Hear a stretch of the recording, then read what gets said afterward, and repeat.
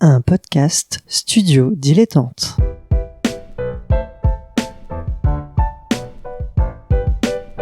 Donc ce que vous proposez comme d'habitude, c'est de la poudre de perlimpin. La République, c'est moi! Et je ne me laisserai jamais entraîner par un opportuniste dans cette voie-là.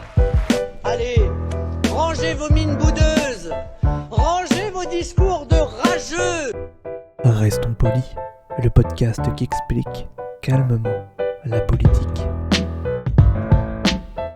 Bonjour à toutes et à tous et bienvenue dans Restons polis, le podcast qui vous explique les bases de la politique sans prise de tête et sans passer par les petites phrases qu'on aura oubliées demain. Et comme tous les lundis, je suis avec mon camarade Nemo. Salut Nemo.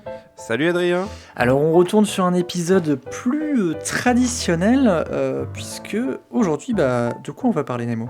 Eh bien, on va parler du référendum et je m'aperçois en t'en parlant qu'on n'a pas de musique pour accompagner ce thème. C'est vrai, en même temps, je peux pas vous faire de la flûte ou je sais pas, on peut mimer, on peut... Mais c'est pas écoutez, grave. On le mettra au montage. Allez, soyons fous.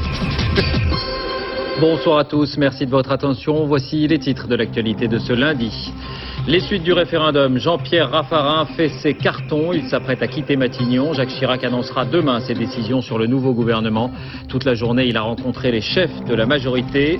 Dominique de Villepin et Nicolas Sarkozy sont les plus cités pour le poste de Premier ministre.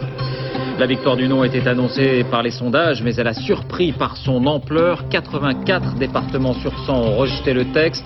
On verra que c'est chez les jeunes et les catégories modestes ou moyennes qu'il est le plus fort. Et voilà, la magie du montage a permis de passer cet extrait sonore que je ne connais pas encore, mais je vous mettrai les références dans la description. Moi j'ai trouvé ça formidable. C'était magique. Là, on vient d'avoir quelques secondes de silence, c'était top. Mais bref, revenons au sujet du jour, donc le référendum. Pour faire très simple, un référendum, c'est quoi ? On propose aux citoyens et citoyennes qui ont le droit de vote de voter une loi. Alors, il y a certaines limites, ça peut concerner donc l'organisation des pouvoirs publics, des réformes économiques, sociales, environnementales, ou des traités, notamment des traités internationaux. On se souvient, pour notre génération, de la Constitution européenne, qui a échoué du coup, puisque la France avait voté non, mais il y a eu aussi l'élargissement de la communauté économique européenne, il y a eu le traité de Maastricht en 92, voilà, tout un tas de choses comme ça qui ont marqué l'histoire du référendum. Justement, toi, Nemo, quel est peut-être ton regard vis-à-vis de ce processus? Voilà, l'idée de, au lieu que ce soit des parlementaires qui votent les lois, ce soit les citoyens et les citoyennes qui votent directement des lois. J'ai toujours été quelqu'un d'assez sceptique sur les référendums. Déjà, le souci pour moi, entre guillemets, du référendum, et ça fait partie de sa définition même, c'est qu'on demande aux gens de répondre à une question, qui est souvent une question extrêmement complexe, par une réponse simple. C'est-à-dire, quand vous allez voter pour un référendum, vous dites oui ou vous dites non. Vous ne pouvez pas dire peut-être. Vous ne pouvez pas dire je veux bien l'article 1, mais pas l'article 2. Vous ne pouvez pas dire et si on modifiait ça et demander aux gens de dire s'ils sont d'accord sur cette modification. Bref, ce qu'on fait dans un processus parlementaire. Le référendum, quand on parlait du 49.3 à l'Assemblée nationale, j'avais dit que c'était l'arme nucléaire parlementaire. Le référendum, c'est une sorte d'arme nucléaire électorale, c'est-à-dire qu'on va devant les électeurs et on leur demande de trancher. Et à partir du moment où les électeurs se sont prononcés, il est extrêmement compliqué pour le politique de revenir dessus. C'est vraiment, le réféendum donne une légitimité, mais pour moi, il a surtout la capacité à simplifier une question. Parce qu'en France et dans d'autres pays qui pratiquent le référendum, la réponse dépend pas uniquement de la question posée. Elle dépend de quand on la pose et de qui la pose et de comment on la pose également.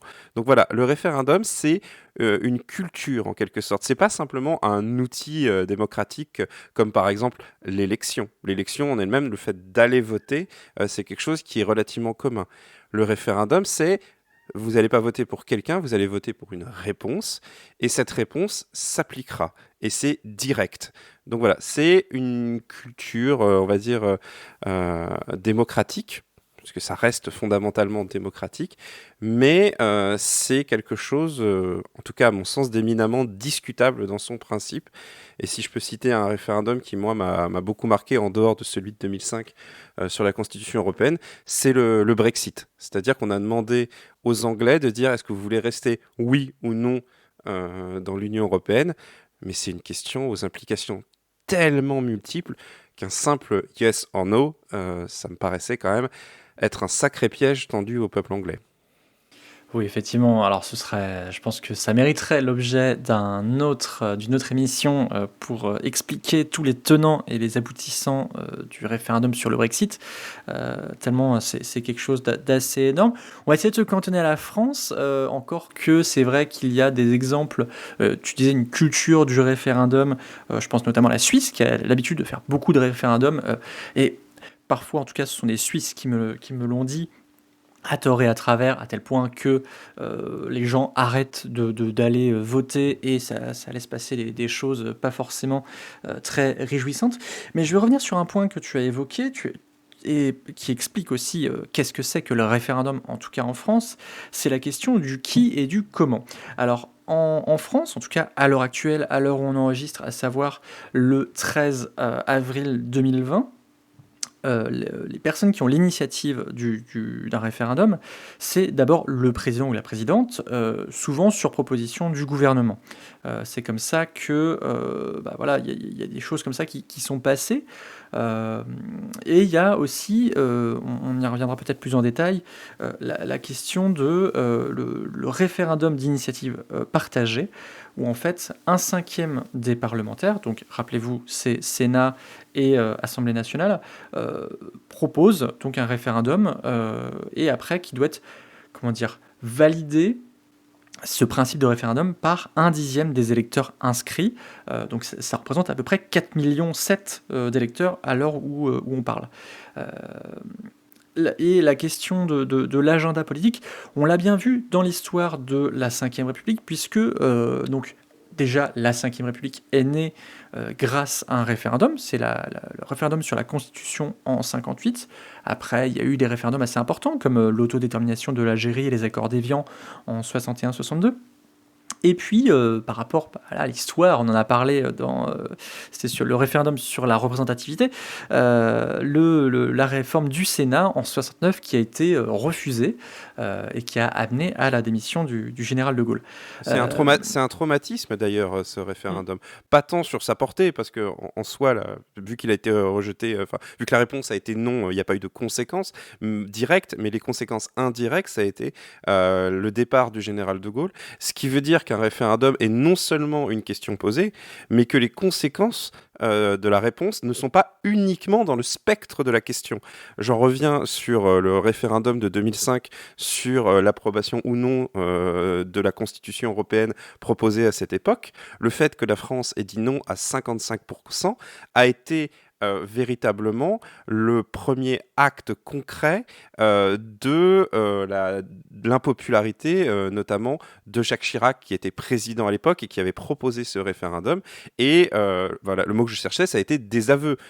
Une réponse non à un référendum proposé par l'exécutif et le président de la République, donc c'est un désaveu, en tout cas dans la culture politique française. Et ça, notamment, vient du fait que De Gaulle est parti suite à un désaveu sur le référendum qu'il avait proposé sur le Sénat. Et je reviens juste sur un petit détail dont tu as parlé tout à l'heure sur le référendum d'initiative partagée. Voilà, je voulais revenir après, mais vas-y, on peut y aller. Ouais, juste, c'est un détail technique. C'est tellement, dans la culture politique française, est tellement peu habituée au référendum que non seulement il faut un nombre exorbitant d'électeurs, c'est-à-dire 4,7 millions qui signent une sorte de pétition pour que ce référendum ait lieu. 1/5 des parlementaires, donc on est vraiment dans une ceinture de sécurité assez serrée. Mais non seulement ça ne suffit pas. Ensuite, le texte doit aller à l'Assemblée nationale, et s'il est débattu à l'Assemblée nationale, le référendum n'a pas lieu. Donc c'est quand même quelque chose d'extrêmement complexe et qui a, de mon point de vue en tout cas, été fait pour n'être jamais utilisé. Et effectivement, ça n'a été utilisé jamais. Pas totalement, mais pour l'aéroport de Paris, on y reviendra peut-être un petit peu après. Mais en tout cas, la question du référendum, et tu as parlé effectivement de ces différents traumatismes qu'il y a eu, que ce soit donc en 69 et donc après en 2005. Ces traumatismes qui amènent à des questions de est-ce qu'il ne faut pas un quorum, c'est-à-dire un nombre minimal de voix exprimées pour valider ou non un vote, ou de majorité qualifiée, ou de minorité de blocage, c'est-à-dire qu'il faut une part spécifique pour confirmer ou non telle ou telle décision. Là, c'est des notions qui peuvent enrichir la notion de référendum. Tout à fait. Mais voilà.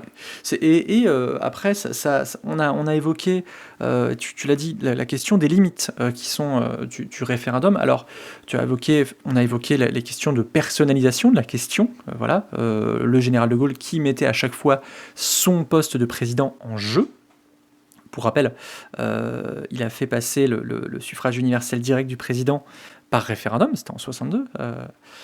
Et voilà, ça l'arrangeait bien de ce côté-là. Donc il y a la question du... Bah ouais. Ne jamais poser une question dont tu n'es pas sûr de la réponse. Hein.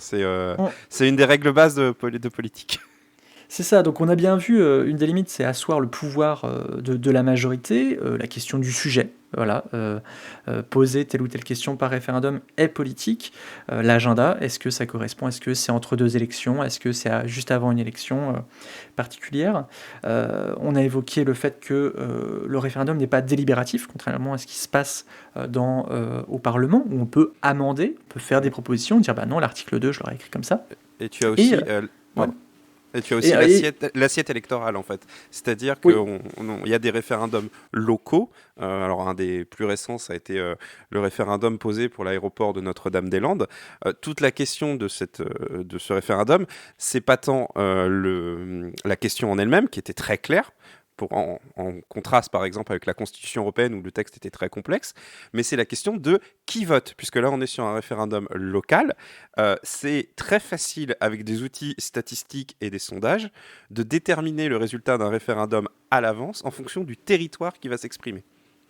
Ça peut se faire, c'est pas une science garantie, c'est pas sûr et certain, mais si vous voulez obtenir de grandes chances d'avoir le résultat qui vous intéresse, c'est très facile de déterminer un territoire et une question et un timing, et vous pouvez avoir potentiellement ou de manière, allez, on va dire statistique, de fortes chances d'obtenir le résultat que vous souhaitez. C'est aussi pour ça que le référendum est une question, on va dire, contestable. C'est une réponse, c'est un outil simple, démocratique.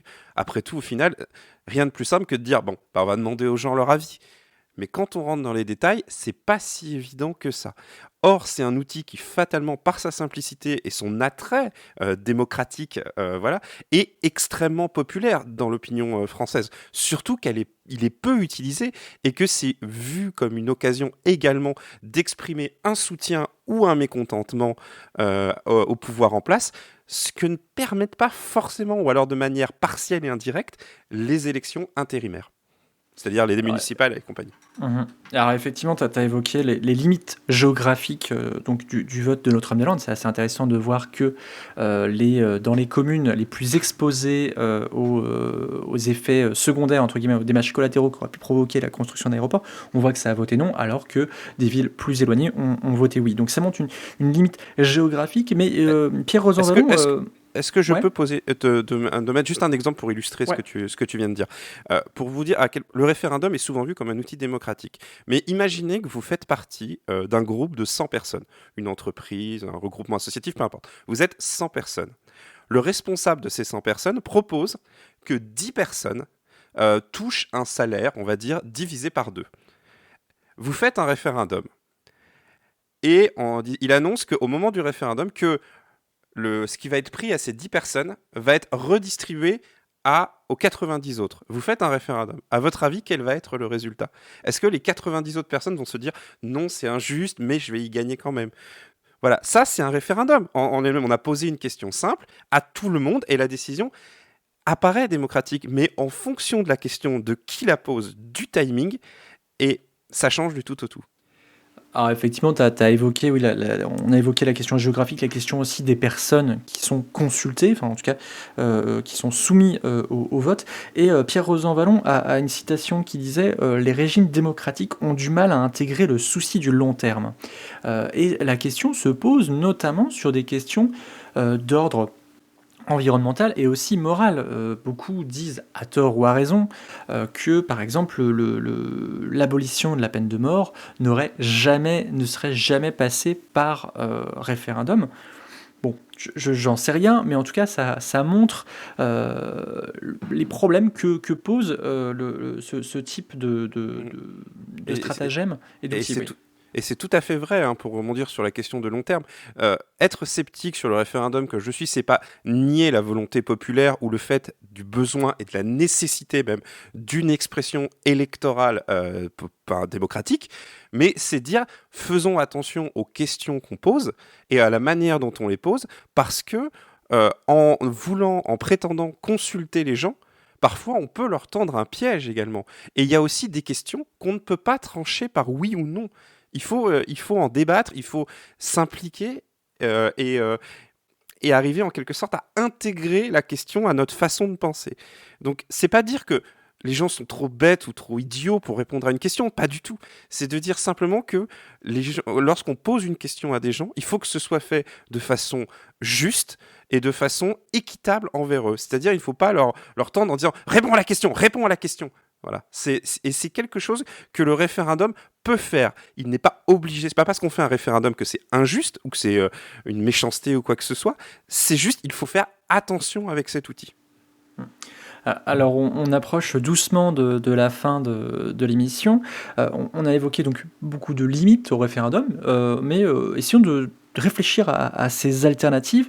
Donc, on a évoqué le référendum d'initiative partagée. Donc là, actuellement, on a vu se terminer le processus pour l'aéroport de Paris. Donc, qui n'a La pas vente. obtenu la vente, effectivement, qui du coup, on n'a pas pu être, comment dire, tranché, puisque du fait des événements du Covid, c'est suspendu. Et puis, en plus, le processus n'avait pas atteint les 4 millions sur les 10 mois qui avaient été proposés. Il y a eu la proposition de RIC, de réforme d'initiative citoyenne, où là, en fait, on étend comment dire, on étend la capacité de réforme du référendum, on diminue ce plafond de citoyens qui doivent proposer. Donc je crois que c'est autour d'1 million en général au lieu de 4. Il y a plein de versions du RIC différentes. C'est comme le salaire à vie ou le revenu universel, il y a plein de versions différentes. C'est ça, et qu'effectivement, et que ce soit la France Insoumise, le Modem, etc., beaucoup de partis se sont exprimés, notamment suite au mouvement des Gilets jaunes là-dessus. Et puis, il y a aussi d'autres alternatives, plus locales, plus, comment dire, proches du terrain aussi. Il y a tout ce qui est les consultations avec les enquêtes publiques, les concertations avec les partenaires sociaux, souvent, oui. Les budgets participatifs sont une sorte de référendum aussi. Complètement, et aussi tout ce qui est les processus de coélaboration avec des habitants, avec des professionnels, ou justement des personnes qui sont aptes à savoir ou non si telle chose est bonne, mais se pose la question à chaque fois de qui est autour de la table et aussi de est-ce que son avis va être déterminant ou non. Est-ce qu'il va y avoir un principe de veto, ou, comme je disais tout à l'heure, de minorité de blocage, ou voire même de choses consultatives, puisque par exemple, dans le cadre de l'aéroport de Notre-Dame-des-Landes, au final, le référendum donc, a voté oui, mais le gouvernement a choisi de ne pas réaliser cet aéroport. Et il y a aussi un truc particulier dans les référendums. On a beaucoup parlé dans cette émission, je vais faire très court, mais sur le qui pose la question. Alors en France, c'est l'État, clairement, qui pose la question. Mais si on en arrive, pour revenir sur le RIC, le référendum d'initiative citoyenne, où c'est une pétition citoyenne qui arrive à poser la question à partir d'un certain nombre de signatures, qu'est-ce qui empêcherait des grandes entreprises, des lobbies d'intérêt ou des regroupements, tout simplement, de s'arranger pour avoir le nombre de signatures et de faire voter quelque chose qui arrange leurs intérêts à eux, ou en tout cas d'essayer de poser la question. Est-ce qu'au final, le référendum, c'est pas une manière d'empiéter sur l'agenda politique qui appartient aujourd'hui exclusivement au gouvernement? Mais c'est une vraie question. Effectivement. Et là-dessus, en tout cas, l'avenir nous donnera des réponses ou non. On va voir. En tout cas, on espère pouvoir en débattre avec vous ce soir, puisque en fait, ce qu'on propose, c'est que d'en débattre ensemble et de répondre à vos questions ce lundi 13 avril à 21h sur Twitch. Vous cherchez Restons Polis, vous allez nous trouver. Et on va justement essayer de vous apporter des réponses sur le sujet du jour. Et tant qu'on est sur Twitch, oui. tant qu'on est à parler de Twitch, si vous écoutez cette émission le jour de sa sortie ou le lendemain, sachez que le mercredi, on te retrouvera, toi Adrien et moi, dans une soirée du Twitch à gauche toute, où on réfléchira à un petit peu l'avenir. Voilà, le mercredi 15 avril. Je disais les bêtises. Merci beaucoup Nemo. Merci Adrien. Donc, on se retrouve nous deux et toute l'équipe d'À Gauche Toute mercredi. On te retrouve aussi dans Canapé Game et les Pierres Rennais. Et toi, on te retrouve dans le podcast Ludologie. Et oui, qui est un petit peu en pause en ce moment du fait du confinement. Donc merci à Suzy Q encore une centième fois pour le générique. Et comme le disait Hannah Arendt, la politique repose sur un fait, la pluralité humaine. Je ne sais pas si le référendum c'est la pluralité humaine, mais en tout cas, on essaie de tendre vers là. Et à bientôt. J'ai oublié de dire à bientôt. Pour soutenir ce podcast et l'association qui le porte, rendez-vous sur tipeee.com/studio-dilettante.